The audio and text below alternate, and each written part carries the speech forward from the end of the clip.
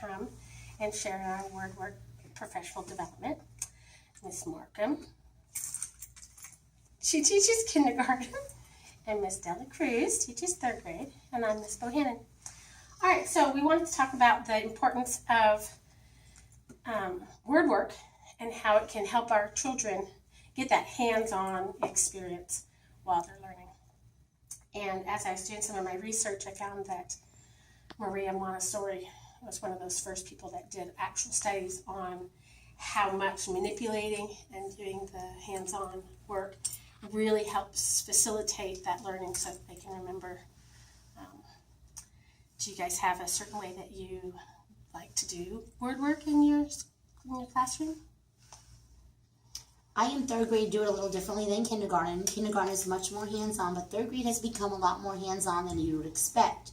For example, spelling. We forget that 3rd grade still needs phonics and cluster words and things like that. So my students have a couple centers, and also we've really re-emphasized cursive, which is a whole new form of writing for them. So there is a center where they get to do hands-on cursive, rewinding back to kindergarten, where they do the sand and the Play-Doh and all that for the feel of the cursive. There's also a spelling center where they practice things in different ways using crayons, colored pencils. We focus so much on the standardized that we forget that they still need to go back to basics in the 3rd grade as well. I feel that when they do anything with their hands, anything they do and take ownership of, my students remember more because it's their own work. Right, exactly.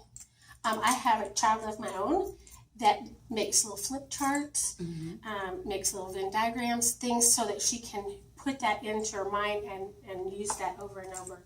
I brought a couple things to show you today. And how long, Miss Markham, do you usually use for your rotational center for each table? About 10 minutes. 10 minutes. Yeah, some days 15.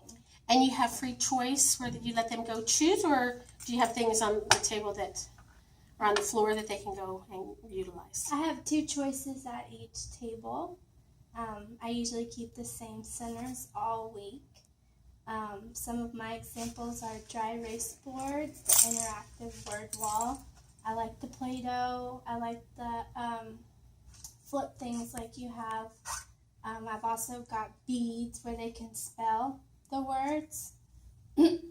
Friday is Fun Friday, so they can pick where they go if they have good behavior. And do they come back to the table, or do they do out onto the floor as well? Yes. They can do it on the floor or at the table. Yes. At the table? Yes, mine stay at the table, and yours are kind of a little bit of both? A little bit of both in 3rd. I've let them have a little more freedom this year since I'm going to come to my 2nd year of 3rd, and I actually set up centers differently. I have trained 2 highly reliable and responsible students to set them up for me. They have to get the TEKS we're focusing on because they write their own I can statements. These 2 children grab the centers and arrange them. And it is usually a 10-minute rotation. And some kids come to my table for extra help if they need it.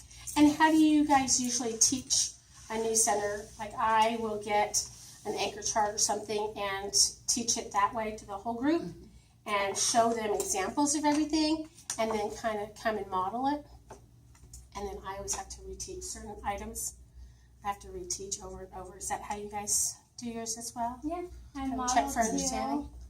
And then we'll come back to the carpet and I'll show them what I expect again, and somebody will tell me what they did wrong, why we came back to the rug.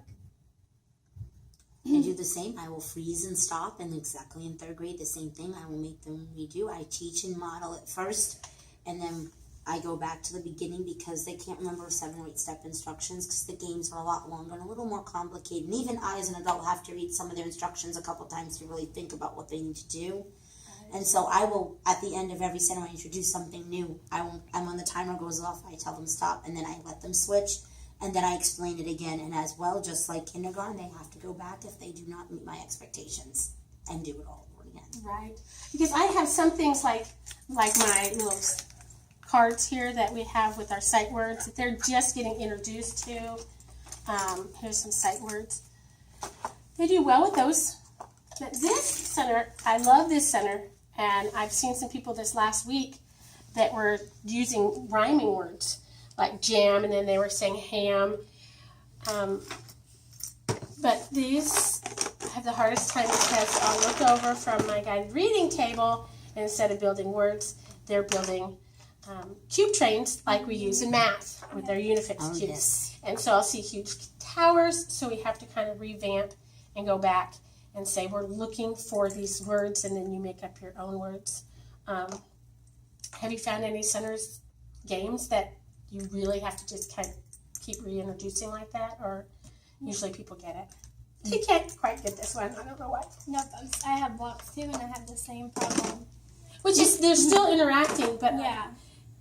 I'd like to see them interact a little bit more with this the correct way. But I think that they get confused because we do cube trains for measuring and 10 trains and stuff.